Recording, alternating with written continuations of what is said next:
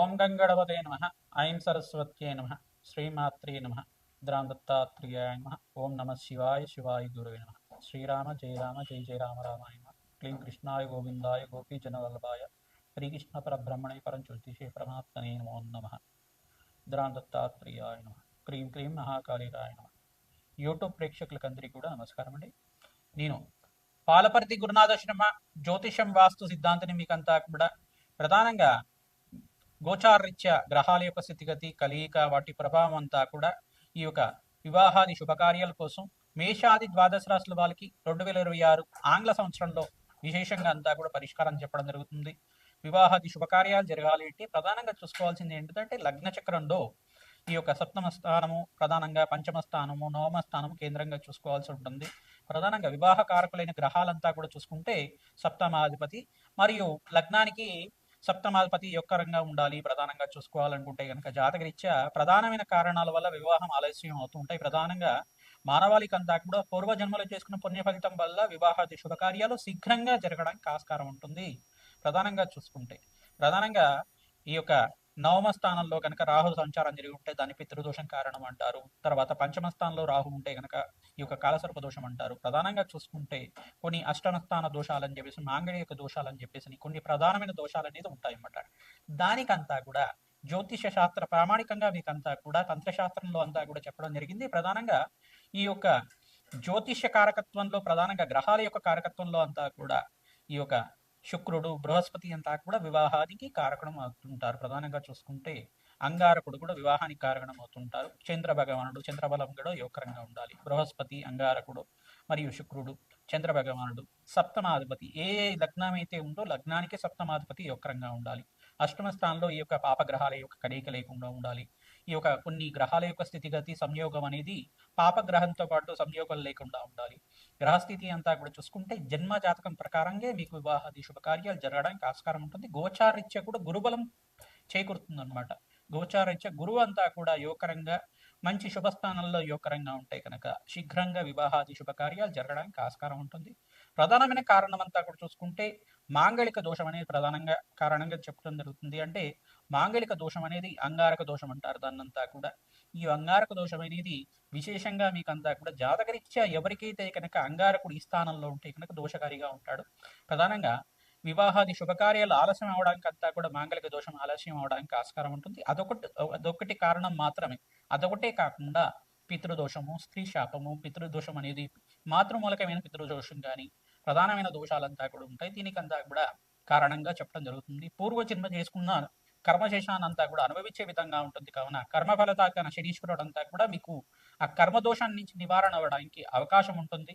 ప్రధానంగా దానికి పరిష్కారాలు కూడా ఉంటాయి. ప్రధానంగా చూసుకుంటే శ్వేతర్క కళ్యాణం అని చెప్పేసి అంటారు, అర్క కళ్యాణం అని చెప్పేసి అంటారు. ప్రధానంగా చిల్లేడు చెట్టుకి కళ్యాణం చేయించడం అనేది ఉంటుంది. తర్వాత కుంభ వివాహం అని చెప్పేసి ఉంటుంది. అశ్వత్థనారాయణ కళ్యాణం అని చెప్పేసి ఉంటుంది. ఇటువంటి పరిహారాలు అంతా కూడా ఆచరించడం వల్ల శీఘ్రాతి శీఘ్రంగా మీకంతా కూడా వివాహాది శుభకార్యాలు జరగడానికి ఆస్కారం ఉంటుంది. మేషాది ద్వాదశ లగ్నాల జాతకులంతా కూడా మేషాది ద్వాదశ రాశుల జాతకులంతా కూడా ప్రధానంగా మీకు వివాహాది శుభకార్యాలు జరగాలి అంటే కనుక శీఘ్రంగా జరగాలి అంటే కనుక సుబ్రహ్మణ్య స్వామి కళ్యాణం అంతా కూడా ఆచరించడం వల్ల శీఘ్రాతి శీఘ్రంగా వివాహాది శుభకార్యాలు జరగడానికి ఆస్కారం ఉంటుంది. ప్రధానంగా జాతకరీత్యా ఉన్న దోషానికి ప్రబలంగా ఉందా లేదా చూసుకోవాలి. ఏ స్థానంలో దోషం అనేది ఉంది దానికంతా కూడా దోష స్థితి అంతా కూడా ఈ రకంగా ఉంది, యుతి అంతా కూడా ఈ రకంగా ఉంది, ఏ గ్రహాల యొక్క సంయోగం వల్ల ఈ యొక్క దోష ప్రామాణికం అంతా కూడా నిర్ధారణ అయింది అనేది జ్యోతిష సిద్ధాంతాలతోటి మీరంతా కూడా నిరూపణ చేసుకొని తత్పరిహారార్థం అంతా కూడా ఆచరించడం వల్ల శీఘ్రాతి శీఘ్రంగా వివాహాది శుభకార్యాలు జరగడానికి ఆస్కారం ఉంటుంది. ఈ యొక్క విశేషాలంతా కూడా ఈ ఎపిసోడ్లో చెప్పడం జరుగుతుంది. మేషాది ద్వాదశ రాశుల వాళ్ళు ప్రతినిత్యం కూడా గోమాత సేవ చేయండి. తద్వారా మీకంతా కూడా వివాహాది శుభకార్యాలు జరగడానికి ఆస్కారం ఉంటుంది. 2026లో మేషాది ద్వాదశ లగ్న జాతకులకి మేషాది ద్వాదశ రాశుల వాళ్ళకి ఎవరికైతే కనుక గురుబలం అంతా కూడా చేకూరుతుందో వాళ్ళకంతా కూడా శీఘ్రంగా వివాహాది శుభకార్యాలు జరగడానికి ఆస్కారం ఉంటుంది. అందరి కూడా వివాహాది శుభకార్యాలు జరగాలని చెప్పి ఆశీర్వాదం చేస్తూ జగన్మాత అనుగ్రహం వల్ల అతి శీఘ్రంగా వివాహాది శుభకార్యాలు జరగాలంటే ఎటువంటి పరిష్కారాలు ఆచరించాలో ఈ ఎపిసోడ్లో చెప్పడం జరుగుతుంది. మకర రాశి మకర లగ్న జాతకులకి ప్రధానంగా చూసుకుంటే గోచారరీత్యా 2026 ఆంగ్ల సంవత్సర ఫలితాల భాగంగా వివాహాది శుభకార్యాలు జరగడానికి ఏ గ్రహాలంతా కూడా అత్యంత యోగకరంగా ఉన్నాయి విశ్లేషించడం జరుగుతుంది. గురుబలం అంతా కూడా విశ్లేషించడం జరుగుతుంది. ప్రధానంగా చూసుకుంటే వివాహాది శుభకార్యాలు జరగాలి అంటే గురుబలం ఒకటే కాకుండా శుక్రుడు అత్యంత శుభ్రంగా ఉండాలి, చంద్రభగవానుడు యోగకరంగా ఉండాలి, అంగారకుడు యోగకరంగా ఉండాలి జాతకరీత్యా.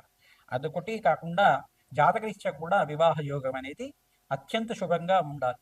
తద్వారా వివాహాది శుభకార్యాలు అతి శీఘ్రంగా జరగడానికి ఆస్కారం ఉంటుంది. మకర రాశి మకర లగ్న జాతకులకి విశేషంగా గురుబలం అంతా కూడా ఈ సంవత్సరం అత్యంత శుభంగా ఉంది. వివాహాది శుభకార్యాలు ఈ సంవత్సరంలో జరగడానికి యోగకరంగా ఉంటుంది. దత్తాత్రేయ శాంతి హోమాది కార్యక్రమాలు ప్రధానంగా అంగారకుడికి, శుక్రుడికి, బృహస్పతికి, ఈ యొక్క శనీశ్వరుడికి జపము హోమాది కార్యక్రమాలు ఆచరించిన వాళ్ళకి అతి శీఘ్రంగా కళ్యాణ యోగం అవడానికి ఆస్కారం ఉంటుంది. బగలామకి శాంతి పూజలు ప్రధానంగా బగలామకి మూలమంత్ర సహితంగా హవనాది కార్యక్రమాలు చేసుకోవడం వల్ల, హోమం చేయించడం వల్ల, విశేషమైన శాంతి పూజలు ఆచరించడం వల్ల వివాహాది శుభకార్యాలు జరుగుతుంటాయి. రాజశ్యామల యజ్ఞాధికృతులు ఆచరించడం వాళ్ళకి వివాహాది శుభకార్యాలు జరగడానికి ఆస్కారం ఉంటుంది. కమలాత్మిక దేవి ఆరాధన ఎవరైతే ప్రతినిత్యం కూడా మహాలక్ష్మి దేవికి తామరపులతోటి, మల్లెపూలతోటి, తులసి మాలతోటి విశేషంగా పూజ చేసి బెల్లం పరవాన్నం, ఆవు పాలతో చేసిన బెల్లం పరవాన్నాన్ని సాయంకాలం వేళల్లో నివేదన చేసి గృహంలో ఉండే సభ్యులంతా కూడా స్వీకరిస్తూ ఉంటారు. వివాహాది శుభకార్యాలు అతి శీఘ్రంగా జరగడానికి ఆస్కారం ఉంటుంది. రావి చెట్టు, వేప చెట్టు ఉన్న ప్రాంగణంలో బెల్లం నివేదన చేసి ఆ చీమలికి ఆహారంగా పెడుతూ ఉండాలి. తద్వారా ఎవరైతే ఆవునేతో దీపారాధన సాయంకాలం వేళలో 5 గంటల నుంచి 7:30 మధ్యలో అంతా కూడా రావి చెట్టు, వేప చెట్టు ఉన్న ప్రాంగణం దగ్గర దేవాలయంలో మీరు ప్రదక్షిణాలు ఆచరించి ఆవునేతోటి దీపారాధన చేసి ప్రతినిత్యం కూడా ఇక్కడ రావి చెట్టుకంతా కూడా బెల్లాన్ని నివేదన చేయడం వల్ల ఆ చెట్టు ప్రాంగణంలో అంతా కూడా చీమలికి ఆహారంగా పెడుతూ ఉండడం వల్ల వివాహాది శుభకార్యాలు జరగడానికి ఆస్కారం ఉంటుంది.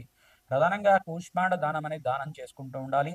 ఇక్కడ మకర రాశి జాతకులంతా కూడా చూసుకుంటే బృహస్పతికి ప్రీతికరంగా, అంగారకుడు ప్రీతికరంగా, శుక్రుడికి ప్రీతికరంగా దానాది కార్యక్రమాలు ఆచరించడం వల్ల విశేషంగా వివాహాది శుభకార్యాలు జరగడానికి ఆస్కారం ఉంటుంది. గురుబలంతా కూడా ఉంది. ఈ సంవత్సరంలో వివాహాది శుభకార్యాలు జరగడానికి అత్యంత శుభంగా ఉంది. శ్రీమాత్తయ్య.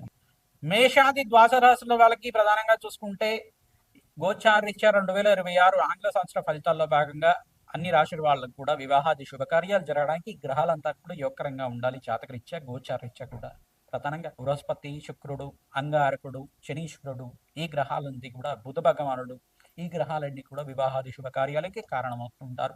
జన్మజాతక రీత్యా మీరంతా కూడా పరిష్కారం ఆచరిస్తూ ఉండాలి. ప్రధానంగా ప్రత్యంగరాదేవి హోమాది కార్యక్రమాలు కానీ, బగలాముఖి శాంతి పూజలు కానీ, కమలాత్మికాదేవి మూలమంత్ర సహితంగా జపము హోమాది కార్యక్రమాలు కానీ, శ్రీ సూక్త పారాయణం అంతా కూడా మహాలక్ష్మీదేవి ప్రీతికరంగా జపము హోమాది కార్యక్రమాలు కానీ, తామర పూలతోటి శ్రీ సూక్త విధానంగా కమలాత్మిక దేవి హోమాది కార్యక్రమాలు ఆచరించిన వాళ్ళకి అతి శీఘ్రంగా కళ్యాణ యోగం ఆడడానికి ఆస్కారం ఉంటుంది. కన్యా పాశుపత హోమము, భరపాశుపత హోమాలు, ఈ యొక్క మాంగళ్య దోషం అనే దోషం ఉంటాయి కనుక, మాంగళ్య దోషం అనే దోషం ఉంటాయి కనుక ప్రధానంగా శ్వేతర్క కళ్యాణం కానీ, అశ్వత్థనారాయణ కళ్యాణం కానీ, కుంభ వివాహం కానీ, కదిరీ వివాహం కానీ ఆచరించిన వాళ్ళకి అంగారక దోష నివారణ జరగడానికి ఆస్కారం ఉంటుంది. అంగారక దోషాన్ని అంతా కూడా ఏ రకంగా ఉంది, దానికి పరిష్కారం జరిగిందా లేదా, నివారణ అయిందా లేదా, జాతకాన్ని అంతా కూడా విశ్లేషణ చేసుకుంటేనే తెలుస్తుంది. తద్వారా వివాహాది శుభకార్యాలంతా కూడా ఇదొకటే ప్రామాణికంగా కాకుండా పితృదోషం కానీ, స్త్రీ దోషం కానీ అనేది, స్త్రీ శాపం కానీ అనేది ఉంటాయి అన్నమాట. ప్రధానంగా మాతృమూలకమైన పితృదోషం కానీ ఉంటుంది. ఈ దోషానికి పరిహారం అంతా కూడా ఆచరించిన వాళ్ళకి అతి శీఘ్రంగా కళ్యాణ యోగం ఆడడానికి ఆస్కారం ఉంటుంది.